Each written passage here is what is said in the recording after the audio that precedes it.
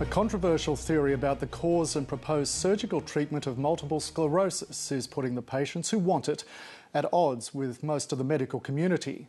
The theory emerged 3 years ago and was met with scepticism by MS experts, but there's now overwhelming demand for the procedure worldwide.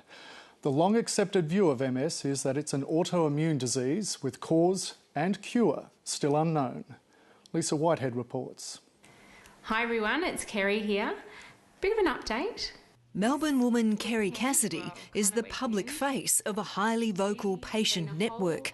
She's part of a worldwide lobby group that's mobilised online and is determined to be heard.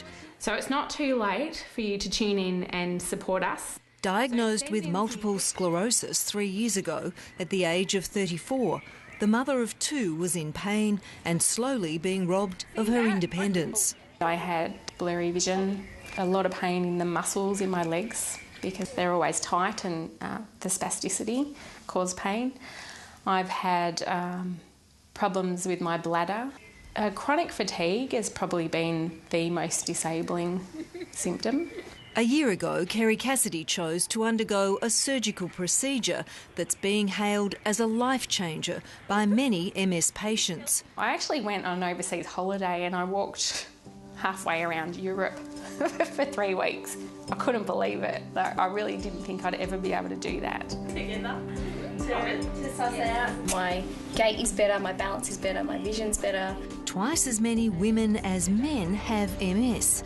These women have all undergone the same procedure. My hands were paralysed.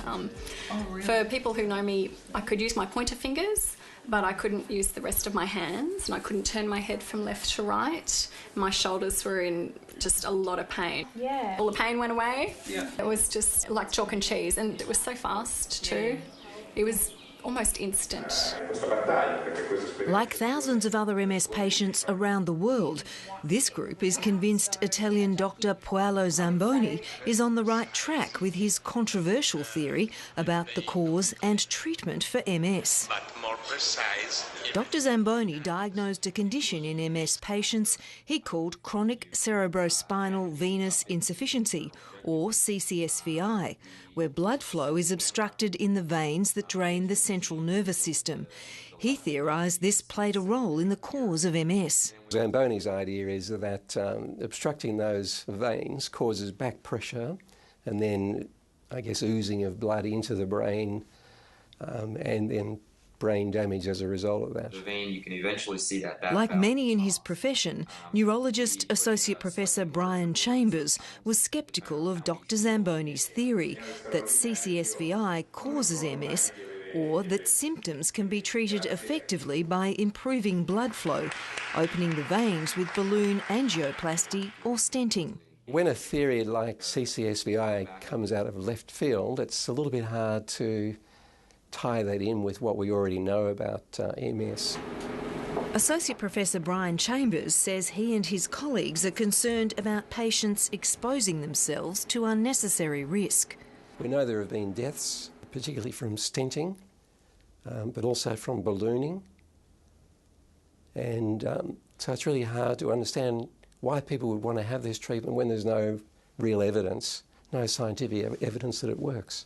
We've had no complications in Australia that I'm aware of any significance. So you had your left internal jugular vein treated with the venoplasty. Newcastle GP Dr Paul Thibault specialises in conditions of the veins. He's diagnosed CCSVI in 100 patients with MS and has referred 80 of them to have the angioplasty procedure. He claims 2/3 of those patients have had some benefit. These patients have an immediate improvement in symptoms such as fatigue and their general energy levels, and cognitive function as well. But many MS patients who want the procedure done are frustrated with the medical system. We've seen all sorts of claims about miracle cures. We've been through a phase where people were having their amalgam fillings removed. We've had people off to the Balkans seeking naturopathic cocktails. All of these, treatments that have proved, very expensive. People have been making a lot of money out of them, but they just haven't stood up to scientific scrutiny. So this may well be another example of that. And that's why we really need to do the sort of research that is being advocated for to find out why and whether this in fact will work on a consistent basis. The MS Society funded one ultrasound study at Melbourne's Austin Hospital. It looked for CCSVI in early-stage MS patients. The findings refuted Dr Zamboni's theory that CCSVI was a cause of MS.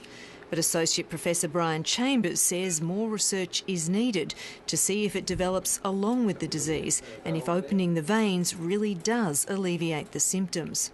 We also know that about 50% of the veins that have been ballooned do seem to block up again, so quite a few people have had to go back for repeated ballooning. It was a year ago. Public hospitals won't perform the angioplasty on new MS patients, and it's no longer covered by Medicare. Melbourne's Alfred Hospital and Sydney's St Vincent's Public had both performed multiple procedures on MS patients during 2009 and 2010. Then the procedure was banned, pending further research into its effectiveness on MS patients.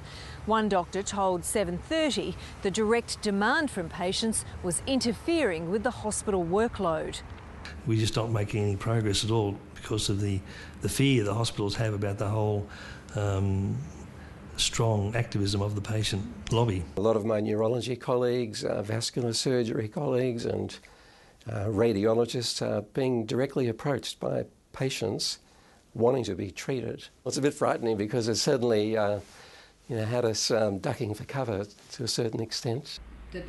Most MS patients now have to find one of the few Australian specialists willing to perform it in a private hospital, and it carries an out-of-pocket cost of about $5,000. I believe that we're being discriminated against. We can't be treated at the moment. If we didn't have MS and we presented with two blocked jugular veins, we would get treated like many patients before us have been.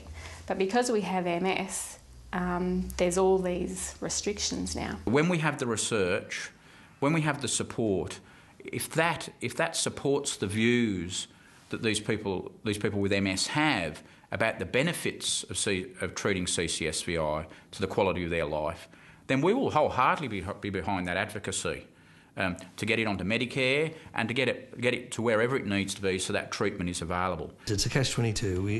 We because of opposition from the neurologists, we can't get the studies performed, therefore the studies aren't performed.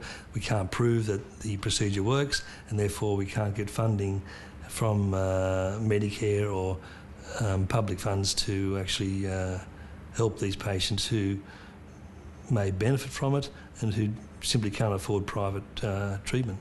The CCSVI organisation says Melbourne's Alfred Hospital was expected to begin a patient trial in September last year, but it's still waiting. A hospital spokesman said it's evident a large randomised trial is necessary to determine the place of CCSVI intervention in the treatment of MS patients.